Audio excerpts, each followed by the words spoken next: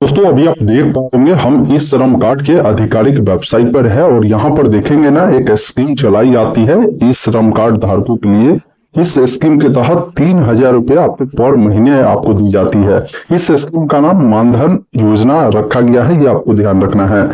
मैं इस स्कीम के बारे में पूरी जानकारी बताऊंगा, अप्लाई करने से लेकर इसका कार्ड डाउनलोड करने तक का।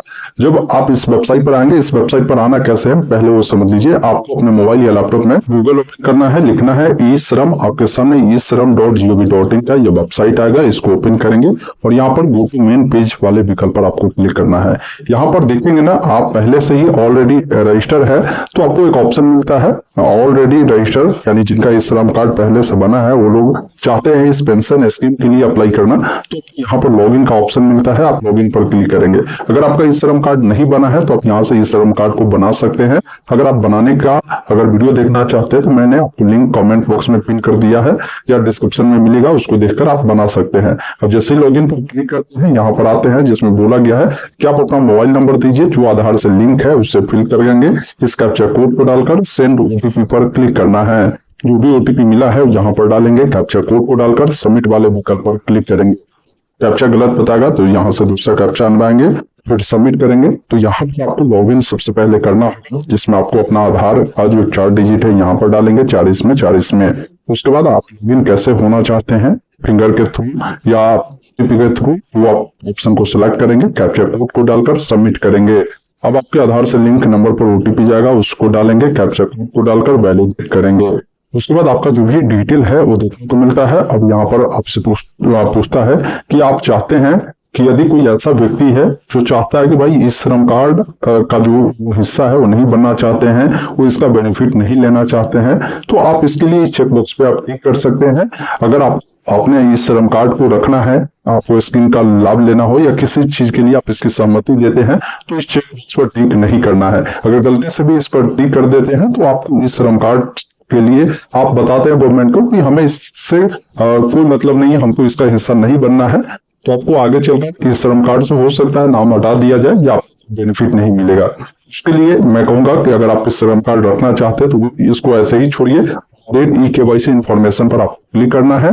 उसके बाद यहाँ पर बताता है कि इस श्रम कार्ड धारकों के लिए इतने सारे स्कीम चलाए जा रहे हैं, इसमें से आपको किस स्कीम का लाभ लेना चाहते हैं। जैसा कि मैंने आपको बताया कि पेंशन के रूप 3,000 रुपया मिलता है, मैं उसके बारे में बात कर रहा हूँ। तो यहाँ पर एक ऑप्शन मिलता है पेंशन का, जिस पर आपको क्लिक करना है। अब यहाँ पर देखेंगे ना कई सारे स्कीम का आपको जो बेनिफिट है दिए जाते हैं, लेकिन मैं जो स्कीम के बारे में मैं बता रहा हूँ जिसमें 3,000 रुपये पेंशन आपको मिलते हैं जैसे ही आपकी उम्र जो है 60 वर्ष होती है, वो योजना प्रधानमंत्री श्रम योगी मानधन योजना है। आप यहाँ पर अप्लाई वाले विकल्प पर क्लिक करेंगे। उसके बाद यहाँ पर आपके सामने ये बैनर आएगा, पहले इसको क्लोज करेंगे। अब इस योजना को लेकर इन्होंने सारी चीजें बताई है, पहले चीजों को समझिए कि योजना किसके लिए है। देखिए ये योजना उनके लिए है वैसे लोग जो संगठित क्षेत्रों में काम करते हैं। संगठित का मतलब ये है कि जहां काम करते हैं वो किसी भी कंपनी से रजिस्टर्ड नहीं है, तो वैसे लोग मान लीजिए दिहाड़ी बेसिस पे कहीं काम करते हैं, जैसे ठेला चलाने वाला हुआ, कोई लेबर हुआ जो होता है, तो ये वैसे लोग संगठित क्षेत्र में काम करते हैं। आपकी उम्र 18 वर्ष से 40 वर्ष इसमें होना चाहिए, ये आपको ध्यान रखना है। और आपकी महीने की इनकम 15,000 से ज्यादा नहीं होना चाहिए, तो आप इस स्कीम के लिए पात्र है। इसमें फायदा आपको क्या मिलता है, बाकी इसका फीचर्स जो मेन है, आपको 3,000 रुपए का लाभ जैसे ही आपका उम्र जो है ये 60 वर्ष पूरा होता है तो आपको मिलता है। अब सारी चीजें समझने के बाद आपको इस योजना के लिए अगर आप अप्लाई करना है ना, तो यहाँ पर देखिए एक ऑप्शन मिलता है सर्विस का, जिसमें एक ऑप्शन मिलता है न्यू एनरोलमेंट का, जिस पर आपको क्लिक करना है और यहाँ से बोलता है कि आपको रिडायरेक्ट करेगा नया साइट पर, आप ओके वाले विकल्प पर क्लिक करेंगे।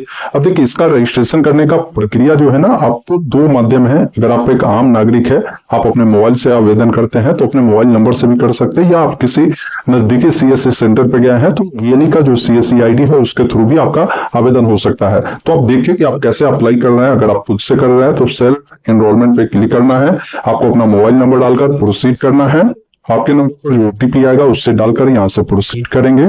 उसके बाद आपके सामने ये डैशबोर्ड आएगा, जहां पर एक ऑप्शन देखिए सर्विस का मिलता है, आपको इस पर क्लिक करना है और यहाँ पर एक ऑप्शन मिलता है एनरोलमेंट का, जिस पर आपको क्लिक करना है।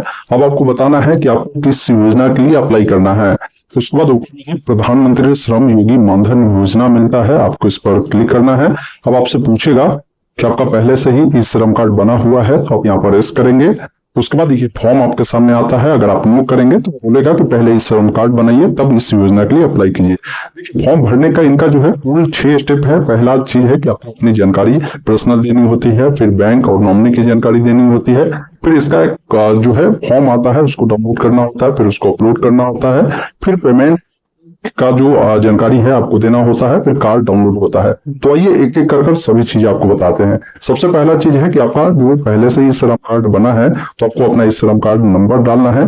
बाकी जो भी आपका डेट ऑफ बर्थ होगा, डेट ऑफ बर्थ के लिए कैलेंडर मिलता है। सबसे पहले आपका जो भी साल हो अपना साल को सिलेक्ट करेंगे, जो भी महीना हो महीना को आप यहाँ से बढ़ा सकते हैं, जो डेट हो उसको इस प्रकार चयन करके करेंगे, ये आ जाएगा। फिर आपका जो आधार नंबर है आधार नंबर डालकर वेरीफाई करेंगे। फिर आपके आधार से लिंक नंबर ओटीपी जाएगा, उसको डालकर यहाँ से प्रोसीड करेंगे। प्रोसीड जैसे ही करेंगे फिर आपको यहाँ पर क्या है ना कि आपका जो इस श्रम कार्ड है वेरीफाई होता है, ओके करें। बाकी आपका जो नाम है, आपका मोबाइल नंबर जो भी आप देना चाहते हैं देकर यहाँ से वेरीफाई करेंगे। अब आपके नंबर पर भी ओटीपी जाएगा, ओटीपी को डालकर यहाँ से आपको प्रोसीड करना है। मोबाइल भी आपका सक्सेसफुल वेरीफाई हो चुका है। अब नीचे आएंगे तो एड्रेस आपको देना है। एड्रेस में जो भी आपका स्टेट है, जो भी डिस्ट्रिक्ट है, जो भी आपका पिन कोड है वो आपको बताना है। तो यहाँ पर अपना देना है। अब आपसे पूछता है कि अगर आप जो है नॉर्थ ईस्टर्न रीजन से बिलोंग करते हैं तो यस करेंगे।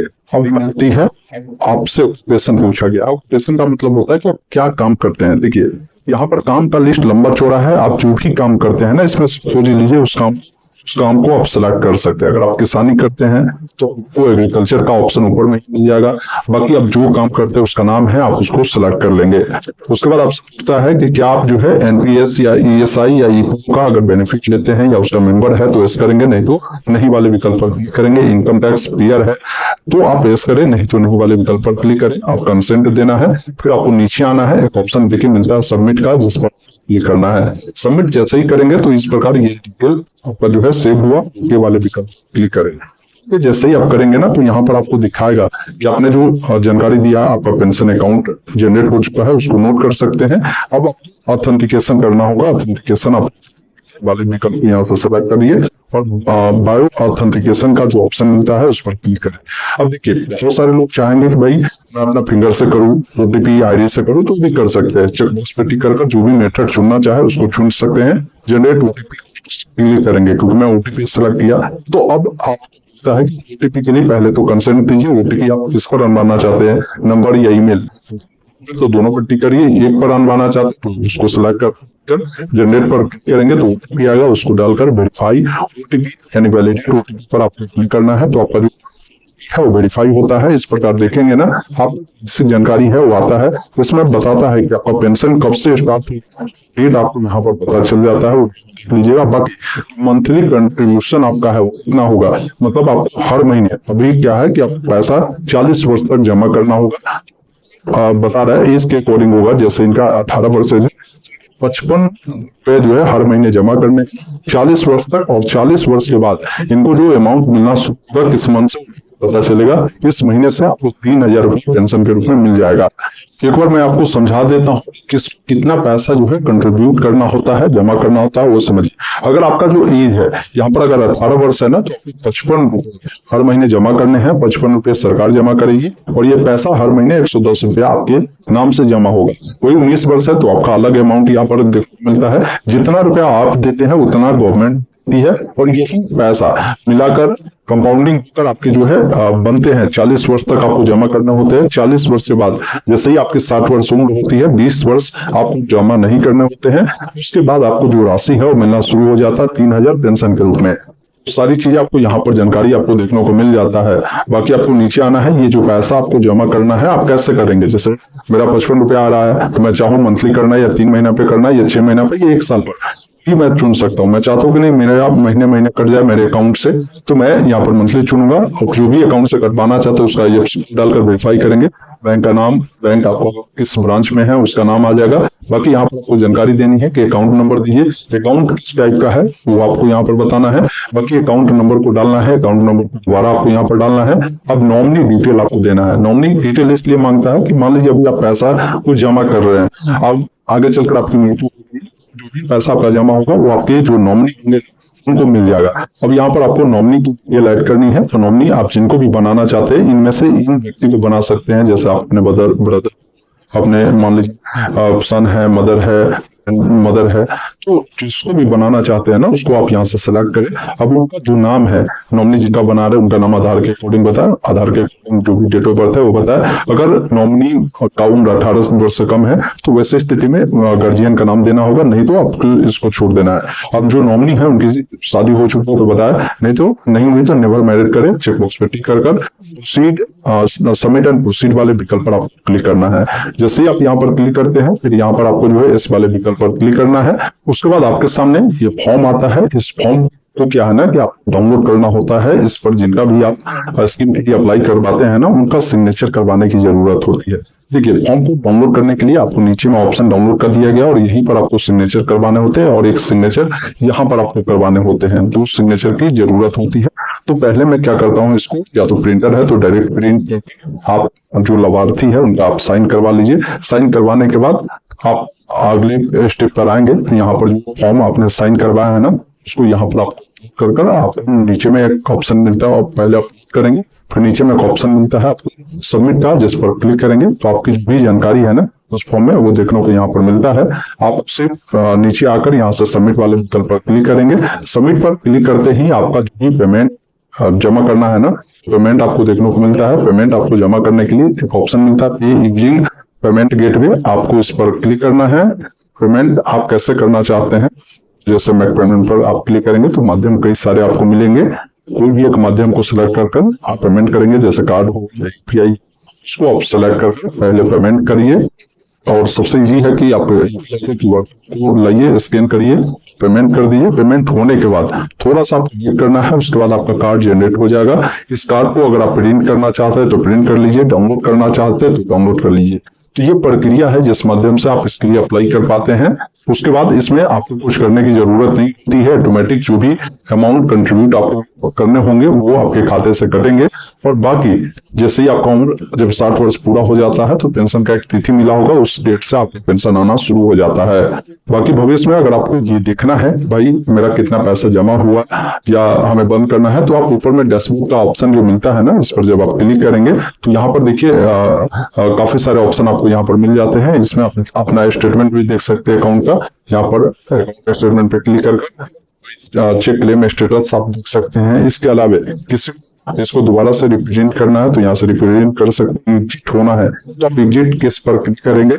कई बार क्या होता है कि जिनके नाम से हमने अप्लाई किया उनकी डेट हो जाती है, तो इस वाले ऑप्शन से आप बंद कर सकते हैं, या आप खुद से करना चाहते हो तो इससे एग्जिट हो सकते हैं।